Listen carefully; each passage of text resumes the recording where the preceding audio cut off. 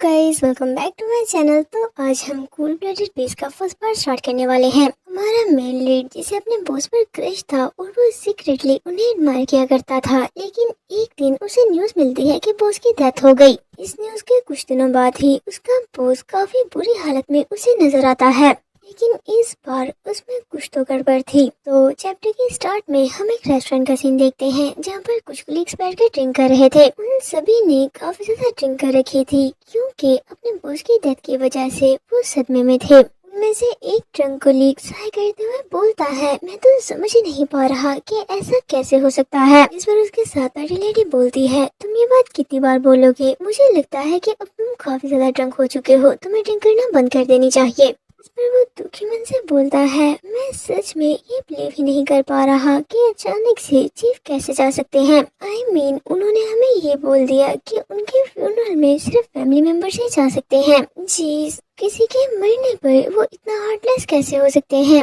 इस पर लेडी साई करते हुए बोलती है, मैं समझ पा रही हूँ कि इस टाइम तुम बिल्कुल भी अपने सेंसेस में नहीं हो। असल में था भी ऐसा ही, वो अपने सेंसेस में नहीं था और बस बार बार यही बात किया जा रहा था। वो उसे रोक ही रही थी कि इतने में उसकी दूसरी तरफ बैठा पर्सन भी जोर जोर से चिल्लाते हुए रोने लगता है। क्या तुम लोग मुझे ये बताना बंद करोगे कि वो लोग कितने ज्यादा क्रूर हैं? चीफ ऐसे मरना डिजर्व नहीं करते थे। मुझे सच में काफी ज्यादा बुरा लग रहा है। और मिस्टर यू, मैं तुम पर भी काफी गुस्सा हूँ। तुम तो चीफ के साथ काफी ज्यादा लॉयल थे, लेकिन तुम्हें देखकर तो ऐसा लग रहा है जैसे कि तुम्हें उनकी तरफ से फर्क ही न पड़ा हो। इसे ऐसे अपने सीनियर के साथ बात करता देखकर अब दूसरी लेडी भी जल्दी जल्दी से उसे शांत करने लगती है कि अब बस करो। दूसरी तरफ हमारा मेन लीड यू, जो कि साई करते हुए सोच रहा था, इसे कंपनी में आए अभी पूरे 3 मंथ भी नहीं हुए और ये ऐसे रिएक्ट कर रहा है जैसे कि इसके किसी पेरेंट की डेथ हो गई हो। वो भी काफी ज्यादा ड्रिंक किया जा रहा था, लेकिन अभी तक वो बिल्कुल भी ड्रिंक नहीं हुआ था।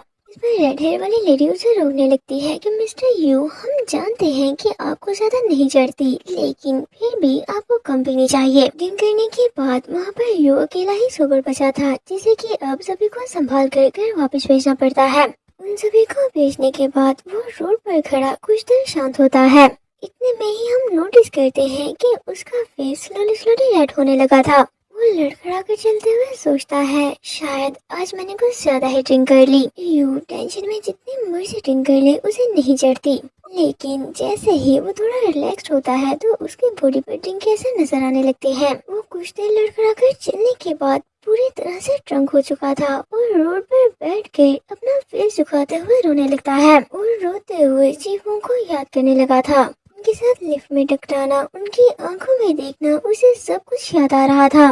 इतने में उसे अपनी तरफ किसी पर्सन के आने की सेंस होती है, जिस पर वो अपने आंसू साफ करते हुए उस पर्सन की तरफ देखने लगा था। हम देखते हैं वो पर्सन कोई और नहीं बल्कि चीफ वोंग थे, जो कि वो को इतनी बुरी तरह से रोता देखकर काफी ज्यादा सैड होते हुए उसकी तरफ देखने लगते हैं।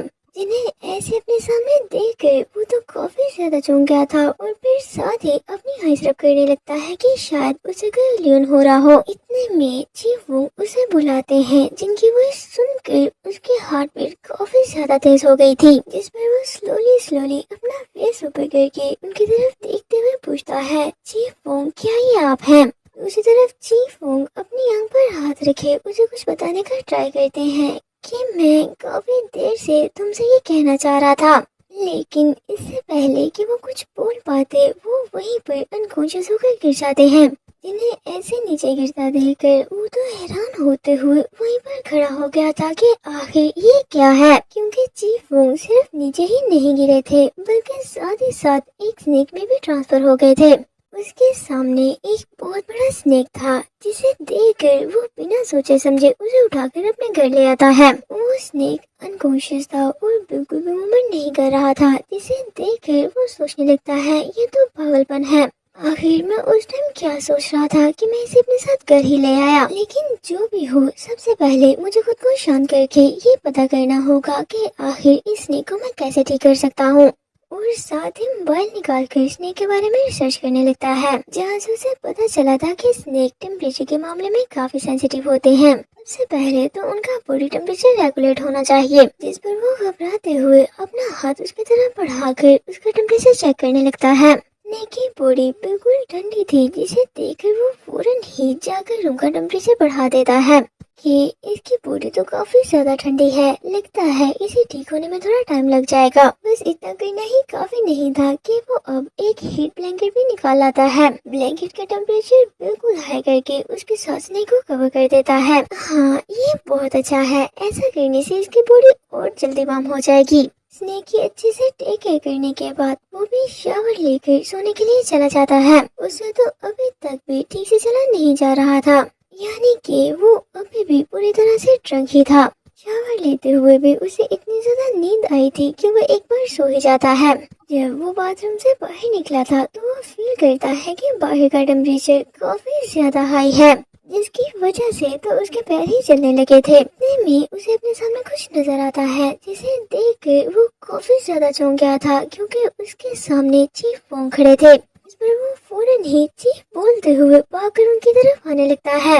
लेकिन इससे पहले कि वो उनसे कोई बात करता, चीफ वोंग दोबारा से अपने स्नेक फॉर्म में आ जाते हैं और जल्दी से खुद को जलने से बचाने के लिए रूम के एक कॉर्नर पर जाकर बैठ जाते हैं, जो जगह थोड़ी सी ठंडी थी। ऐसे ही वोंग स्नेक के साथ रहने लगा। एक पूरा वीक गुजर जाता है, लेकिन स्नेक की हालत में तो बिल्कुल भी कोई इम्प्रूवमेंट शो नहीं हुई थी। ये तो पक्का था कि वो जिंदा है, बस वो मूव ही नहीं कर रहा था। वोंग ने स्नेक को ची बुलाना बंद कर दिया, ये सोचते हुए कि ड्रंक हालत में उसने किसी का पेट स्नेक उठा लिया होगा। उसे ये काफी अजीब ही लगा था और वो बस यही डाउट कर रहा था कि क्या सच में लोग स्नेक भी पालते होंगे। वो अपने डेली रूटीन में वापस आ चुका था और स्नेक को चेक करवाने के लिए वेट हॉस्पिटल भी नहीं लेकर जाता। कभी कभी तो वो अपना पागलपन छोड़कर पूरे स्नेक को चेक करवाने का सोचता, लेकिन चीफ वोंग का सोचकर वो ऐसा नहीं कर पा रहा था कि कहीं वेट हॉस्पिटल ले जाने के बाद वो दोबारा से चीफ वोंग में ना बदल जाए। फिर एक दिन फाइनली वो ये डिसाइड कर ही लेता है कि चाहे वो चीफ वोंग हो या कोई स्नेक, लेकिन हर हाल में उसे उसका चेकअप तो करवाना ही चाहिए। अगर मैं ऐसे ही डिले करता रहा तो काफी देर हो जाएगी और मैं उन्हें नहीं बचा पाऊंगा, लेकिन जो भी हो मुझे हर हाल में उन्हें जिंदा रखना है। ये सोचते हुए वो अपने मोबाइल पर हॉस्पिटल चेक करने लगता है। सभी हॉस्पिटल्स काफी ज्यादा दूर थे, जहाँ पर वो नॉर्मल वर्किंग डेज में नहीं जा सकता था। इस पर वो सोचता है कि वीकेंड पर वो स्नेक को चेक करवाने लेकर जाएगा। ये सोचते हुए जैसे ही उसने रूम का डोर ओपन किया था तो उसे अपने सामने स्नेक की जगह पर चीफ वोंग बैठे नजर आते हैं, जिन्हें अपने सामने देख कर वो काफी ज्यादा डर गया था और फौरन से ही डोर दोबारा से बंद कर देता है। ये मैं बिल्कुल ठीक सोच रहा था, ये किसी का स्नेक नहीं है बल्कि असल में चीफ वोंग है। ये सोचते हुए थोड़ी देर में खुद को शांत करता है और फिर दोबारा से हिम्मत करते हुए डोर ओपन करके स्माइल करते हुए बोलता है, चीफ वोंग ये मैं हूँ, असिस्टेंट मैनेजर यू। क्या आपको याद है कि लास्ट वीक आप मेरे सामने स्ट्रीट पर अनकॉन्शियस होकर गिर गए थे, तो मैं आपको अपने साथ अपने घर ले आया हूँ। पता नहीं यहाँ पर क्या चल रहा है, लेकिन मैं किसी को भी आपके बारे में नहीं बताऊंगा। क्या मैं आपकी कोई हेल्प कर सकता हूँ? ये बोलते हुए वो उनके क्लोज चला जाता है, जिसे देख कर तो चीफ वोंग काफी ज्यादा घबरा गए थे और जल्दी से अपने फेस पर हाथ रखकर खुद को कवर कर लेते हैं। इनके ऐसा करने पर यू को काफी बुरा लगता है कि आखिर चीफ वोंग ऐसा क्यों कर रहे हैं, इनके साथ क्या हुआ है, और साथ ही अपना हाथ उनकी तरफ बढ़ाते हुए पूछने लगता है, चीफ क्या आप ठीक हैं? लेकिन चीफ ने तो फौरन से ही उसका हाथ जोर से पकड़ लिया था, जिस पर यू को तो काफी ज्यादा पेन होने लगती है और वो खुद को छुड़ाने के लिए स्ट्रगल करने लगा था। ऐसा करते हुए वो लड़खड़ाते वॉइस में पूछता है कि आखिर आप ऐसा क्यों कर रहे हैं? अब बस बहुत हुआ, आप मेरा हाथ तोड़ दोगे। इतने में अचानक से ही चीफ उसका हाथ छोड़ देते हैं, जिसकी वजह से वो दूर जा गिरा था और सोचने लगता है ये ऐसा क्यों कर रहे हैं, क्या इन्हें मैं याद नहीं, कहीं ऐसा तो नहीं कि इन्हें कोई ट्रॉमा हुआ हो, इस वजह से इनकी याददाश्त चली गई है। नहीं, देखने में तो ये बिल्कुल ठीक लग रहे हैं, कहीं ऐसा तो नहीं कि असल में ये चीफ वोंग हो ही ना, नहीं ये चीफों की तरह दिखने वाला कोई और पर्सन तो नहीं। इनकी ये आंखें, मैं इन्हें अच्छे से पहचानता हूँ, ये सच में चीफ वोंग ही हैं। चाहे ये इस टाइम अनस्टेबल है और मुझे पहचान भी नहीं रहे, लेकिन मैं इनकी ये आईज बिल्कुल भी नहीं भूल सकता।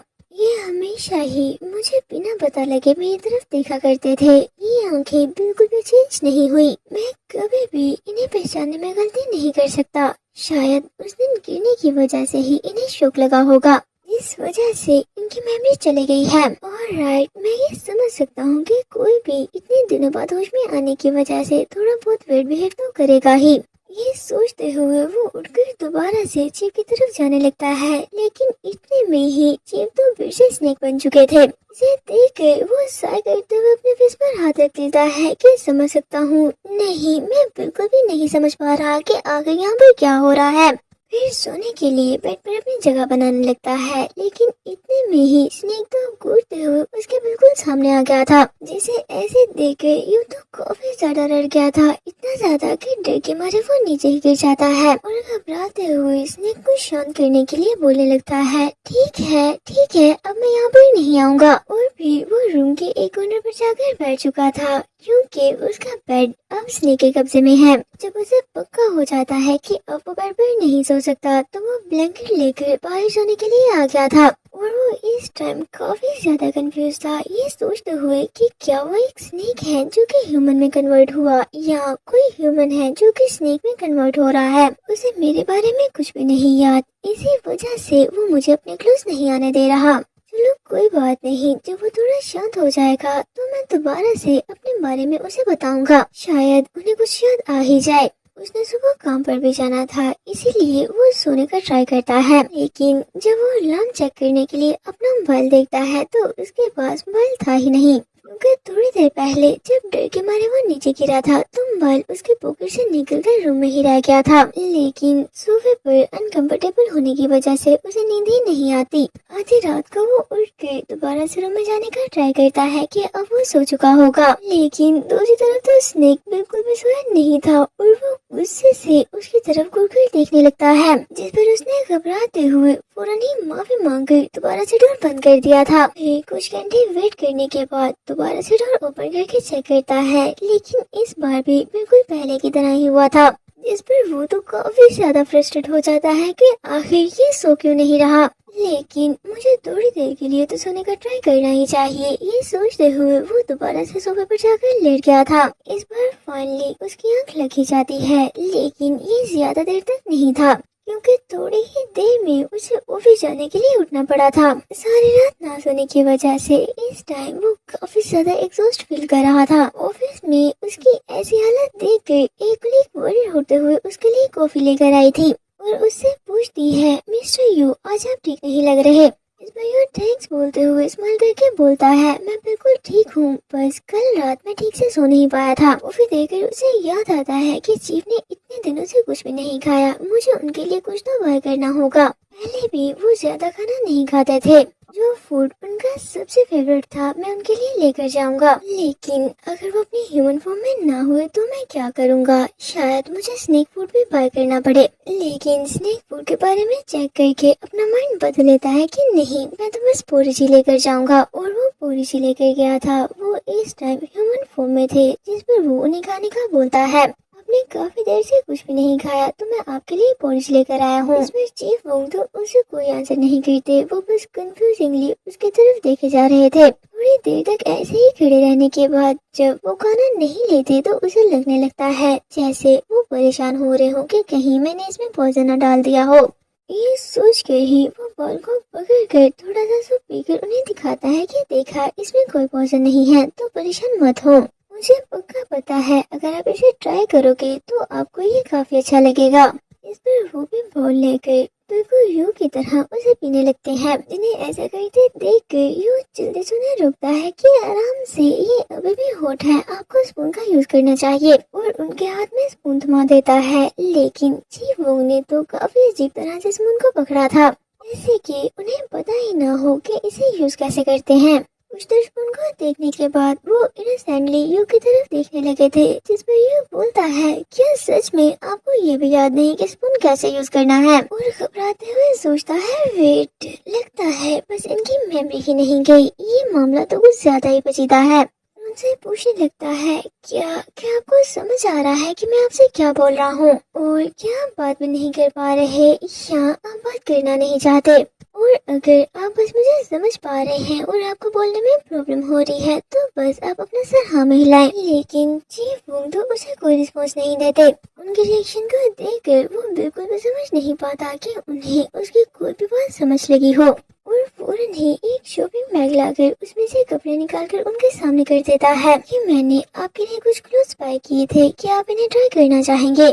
फिर चीफ बस क्लोथ्स को घूरने लगते हैं और मनी मन नर्वसली सोच रहा था प्लीज प्लीज बस थोड़ा सा रिस्पॉन्स कर दे। लेकिन चीफ तो बस क्लोथ्स को घूरे जा रहे थे, जिस पर वो क्लोथ्स ओपन करके बोलता है देखिए क्या आपको ठंड नहीं लग रही, अगर आप इसे ट्राई करेंगे तो आपको ठंड नहीं लगेगी। इसका ये बोलना ही था कि चीफ अपने पंजे से शर्ट फाड़ देता है। इस पर वो फौरन से ही कुछ और शर्ट्स निकाल कर स्माइल करते हुए बोलता है कोई बात नहीं, मेरे पास और भी है, बस मुझे लगा था कि आपको ज्यादा कपड़ों की जरूरत पड़ेगी। वो ये बोल ही रहा था कि इतने में चीफ तो फौरन से ही उन दोनों शर्ट्स को भी फाड़ देता है, जिन्हें देखकर तो वो समझ आता है कि मैंने अब तक जो कुछ भी इनसे बोला इन्हें कोई समझ नहीं लगी। शायद इन्हें तो ये भी रियलाइज नहीं कि ये ह्यूमन है, उन्हें तो कुछ भी नहीं खाया और ना ही ये क्लोथ पहन रहे हैं। अब मैं क्या करूँगा। उसी तरफ चीफ की भी हालत बिल्कुल यूं जैसी ही थी, जिन्हें देखकर यूं बोलता है इसके लिए मुझे माफ करना, आप बाद में भी क्लोथ पहन सकते हो, अभी के लिए आप बस आराम करो। लेकिन चीफ वोन तो इस पर भी कोई रिस्पॉन्स नहीं करता। यूं डरते डरते स्लोली स्लोली अपना हाथ उनकी तरफ बढ़ाकर उन्हें खुद से लटाता है और साथ ही केयरफुली उनका टेम्परेचर भी चेक करता है, जो कि इस टाइम काफी ज्यादा हॉट थे। की कंडीशन बिल्कुल पहले जैसी थी, लेकिन इस बार वो यू को खुद से दूर पुश नहीं करते। यू बेड पर उनके पास बैठते हुए पूछता है क्या आप कल रात सोए थे? जब भी मैंने आपको चेक किया पूरा टाइम आप बस जागे हुए मेरी तरफ ही घूर रहे थे, वैसे आप ठीक से सो क्यों नहीं पाए? कहीं ऐसा तो नहीं कि मेरी वजह से आप परेशान हो गए थे?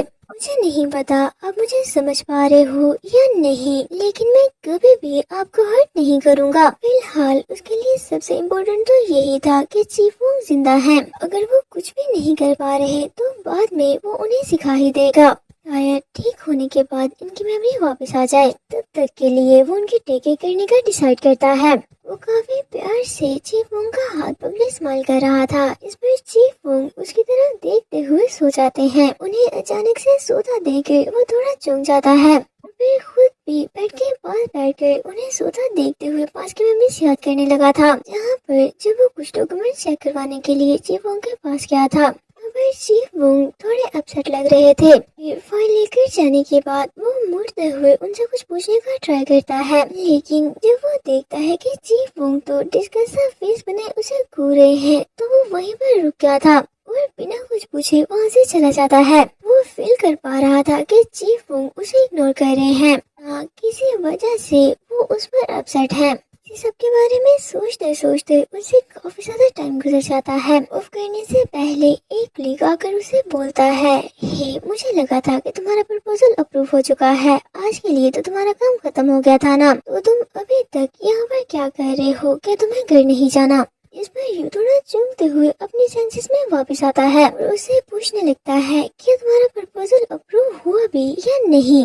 तुम तो खुद से ही उसे चीफ के पास लेकर गए थे ना। इसमें यूं बताता है ओह मुझे कोई भी फीडबैक नहीं मिली तो मुझे नहीं लगता। इस पर कुलीग बोलता है क्या सच में तुम थोड़े परेशान लग रहे थे तो मुझे लगा शायद तुम्हें डांट पड़ी है।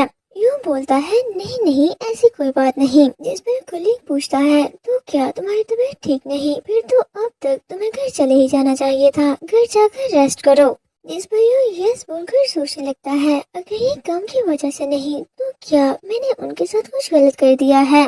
वो जरूर ही किसी चीज की वजह से मुझ पर काफी ज्यादा गुस्सा होंगे। प्रेजेंट में हम देखते हैं कि ये सब कुछ सोचते हुए वो भी चीफ के हाथ को पकड़कर वहीं पर सो चुका था। जैसे ही उसकी आईज ओपन होती हैं तो वो अपने सामने चीफ को देखता है जो कि बैठे हुए उसे घूर रहे थे, जिस पर वो चीफ को गुड मॉर्निंग बोलता है। चीफ को देखकर उसके मन में चलने लगता है कि पता नहीं उस दिन चीफ मुझसे मिलने क्यों आए थे। अगर इन्होंने बस अपनी मौत का नाटक किया था तब तो वो जरूर ही यहाँ से काफी दूर जाने वाले होंगे। पता नहीं अचानक से इतने अजीब लोग के साथ वो स्ट्रीट पर मेरे सामने क्यों आ गए। अगर ये मुझसे नफरत करते हुए तो क्या होगा? ये सोचते हुए वो अपना हाथ छुड़ाने का ट्राई करता है, लेकिन चीफ फोंग ने उसका हाथ जोर से पकड़ लिया था। इसे देख के यू थोड़ा घबरा जाता है। थोड़ी देर बाद चीफ फोंग केयरफुली उसका हाथ छोड़ देते हैं। यू सोचने लगता है, इस टाइम मैं काफी ज्यादा सस्पिशियस हूँ, लेकिन मुझे लगता है कि इन्हें छोड़ देना या इन पर शक करने से कुछ नहीं होगा। और टाइम चेक करता है, जहाँ पर अभी बस 2 घंटे ही हुए थे। इतनी थोड़ी देर सोने के बावजूद भी चीफ पहले से कहीं ज्यादा फ्रेश थे।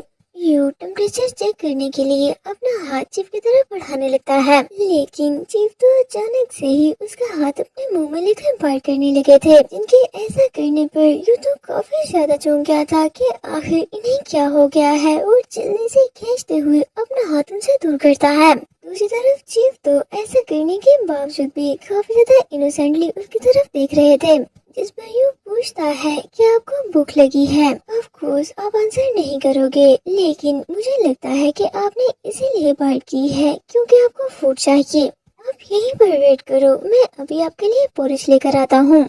बोलकर वो रूम से बाहर जाने लगता है, लेकिन चीफ भी अपनी स्नेक फॉर्म में आकर उसके पीछे पीछे आ गए थे, जिन्हें ऐसे देखकर वो चौंक जाता है कि ये दोबारा से स्नेक बन गए। लेकिन सच में स्नेक बनने के बावजूद भी ये काफी ज्यादा क्यूट लग रहे हैं। बाहर जाने के बाद वो बोल में पॉलिश डालकर स्नेक के सामने कर देता है और बड़ी सी स्माइल करते हुए उन्हें ह्यूमन फॉर्म में आने का बोलता है। लेकिन जब कुछ देर वेट करने के बाद भी वो ह्यूमन फॉर्म में नहीं बदलते, तो वो साय करते हुए सर पर हाथ रख लेता है। ऑलराइट, ये तो मेरी बात समझ नहीं सकते और मेरे पास स्नेक को खिलाने के लिए कुछ भी नहीं है। मुझे पहले ही स्नेक फूड ऑर्डर कर लेना चाहिए था। इस फॉर्म में तुम पॉलिश नहीं खा सकते, लेकिन एटलीस्ट थोड़ा पानी ही पी लो।